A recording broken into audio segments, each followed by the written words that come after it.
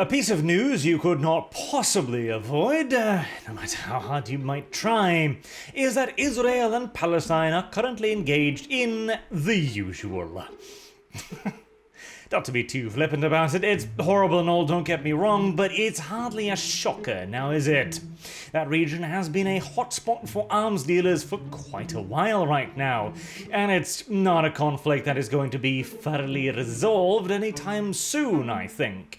Though it has been relatively calm for a period now, an achievement I at least partially attribute to a certain toupee that used to live in the White House a little while ago.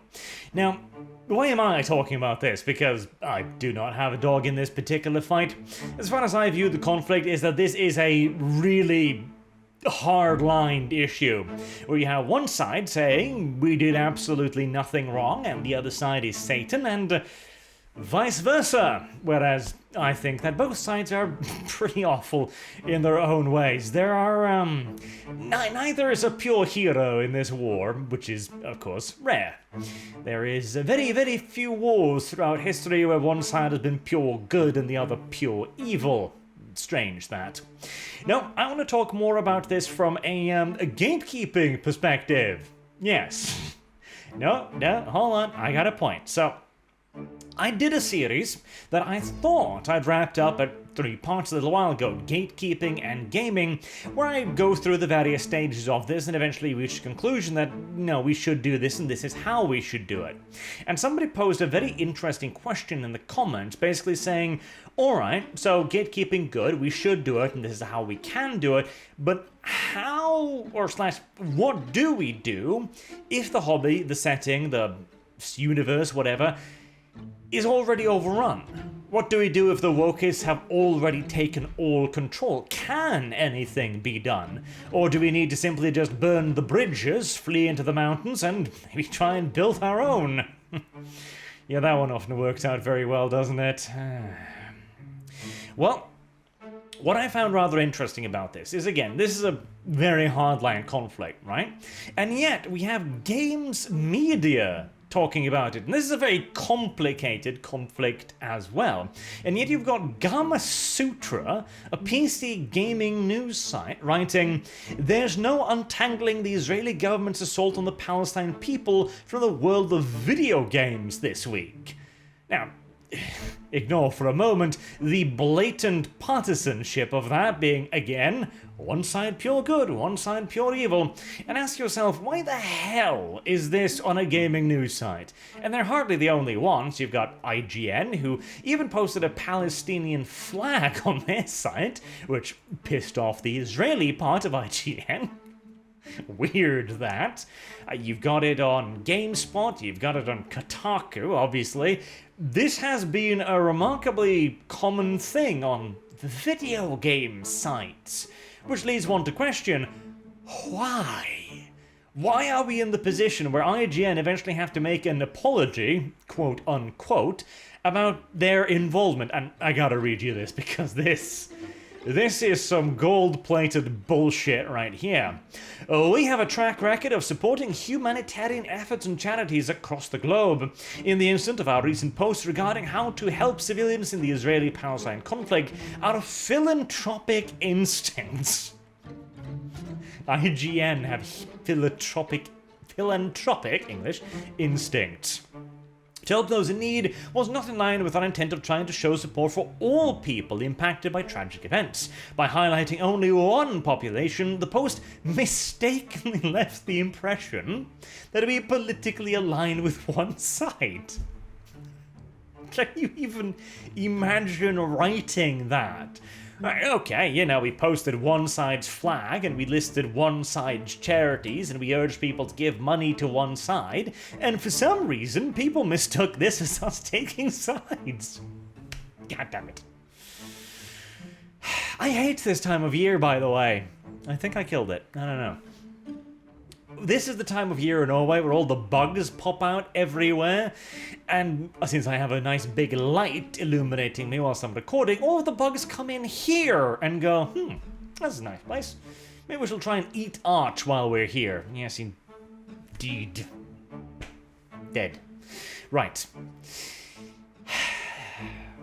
So, this is what we mean when we say that something has been fully infiltrated, completely taken over. Because this is a one-sided argument. Or, well, in this case, I guess they got shouted down by the other internal party.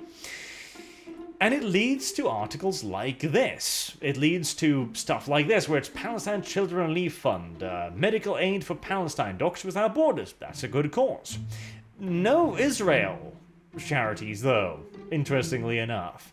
Now, again, I have no dog in the fight, but Israel's not the only aggressor here. They're not the ones who just randomly started bombing Palestine for absolutely no reason, just like Palestine didn't start shooting rockets for no reason either. Again, complicated conflict, very much so.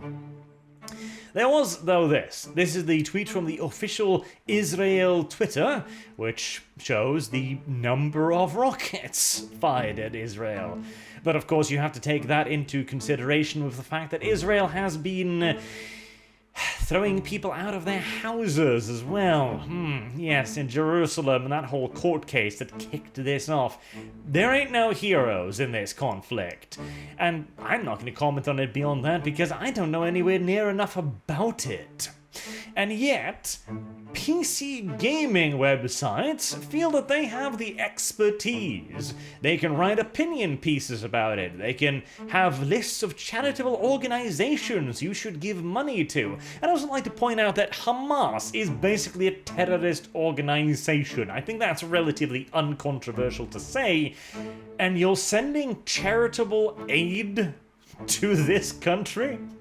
Like, I'm sorry, but you gotta know where a lot of that money's gonna end up, don't you? I mean, come on.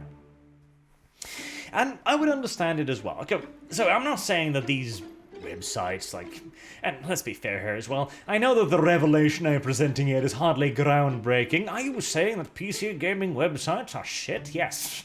I know.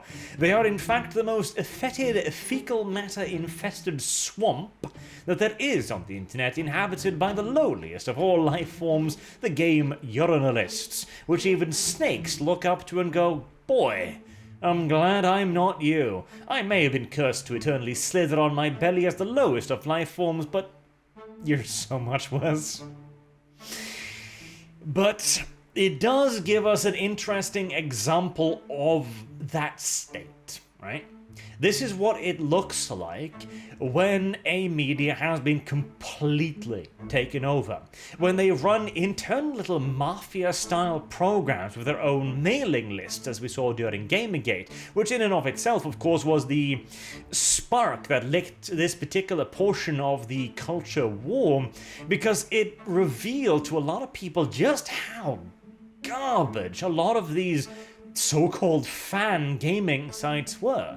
And I'd like to point out as well, the betrayal was doubly strong back then because, well, we figured these were just gamers like the rest of us. Gamers used to be a hounded group, a prosecuted minority, if you wish. The bullied people. And so when gaming was becoming popular, we were like, holy shit, this is amazing!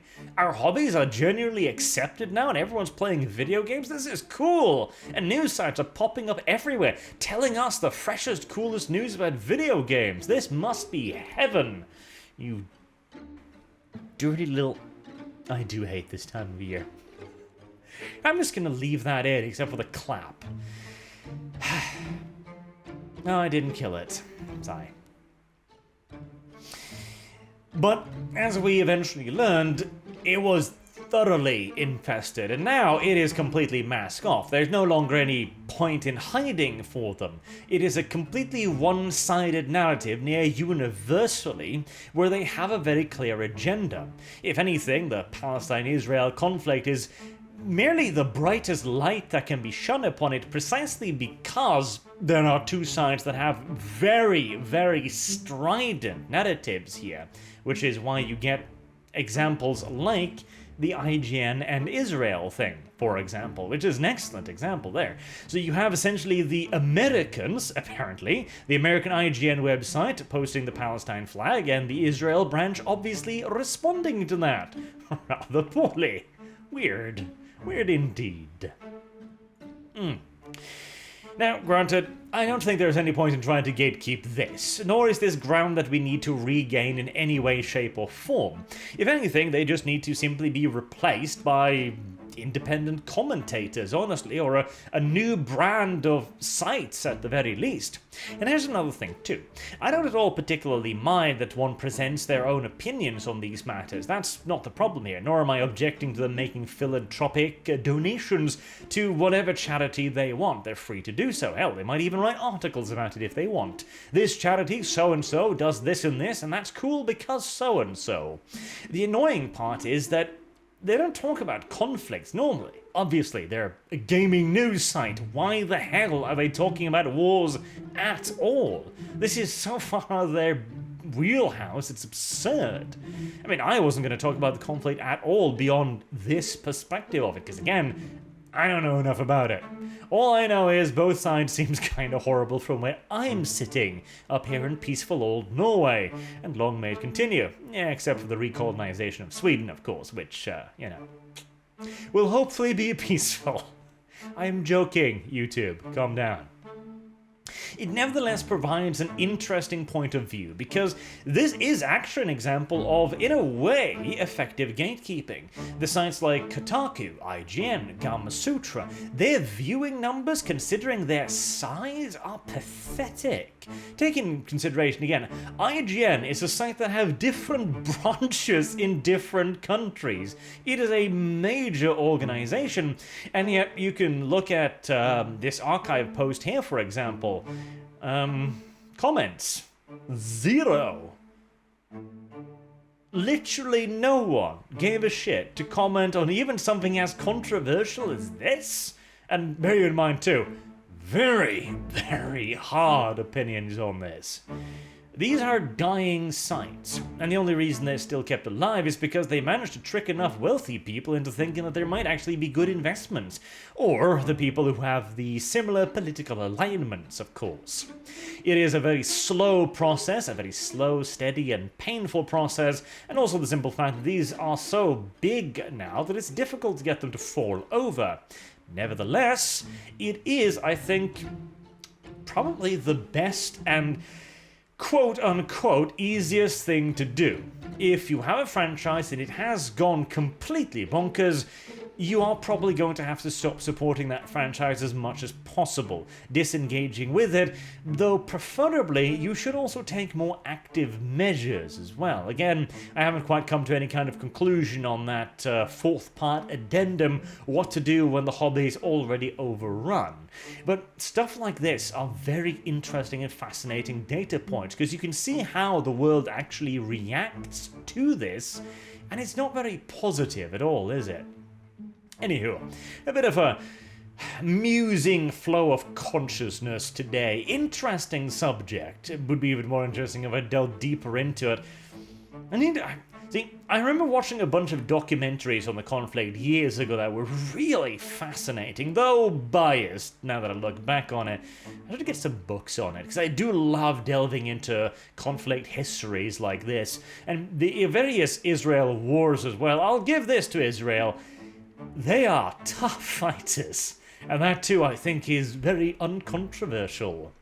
Anywho, before I dig myself a deeper grave, I've been Arch. Thank you all very much for watching, and I hope to see you all again soon. Have a good day.